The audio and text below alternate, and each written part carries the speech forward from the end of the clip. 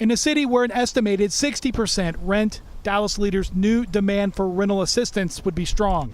Turns out it's overwhelming. Nearly 1,000 applied in the first 15 minutes when the city's web portal opened at 9 a.m.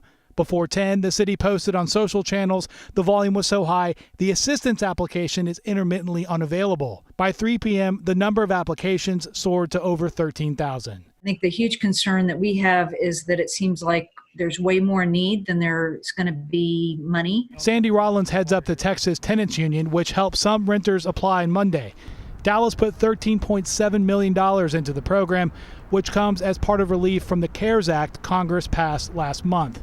A family of four making less than $66,500 can apply, but Dallas's head of economic development and neighborhood services says it doesn't mean each eligible applicant will get assistance. I don't see this as a program that's going to run for weeks, given what we're seeing in terms of the response. More likely, he says, large cities like Dallas will urge Congress to provide another influx of relief, much like the Paycheck Protection Program for small businesses. Rollins agrees. It seemed from the get-go that the amount that they allocated was not going to meet the need. She added the Texas Tenants Union has already signed on to a letter urging Congress to put another $100 billion into rental relief nationwide to help meet soaring demand.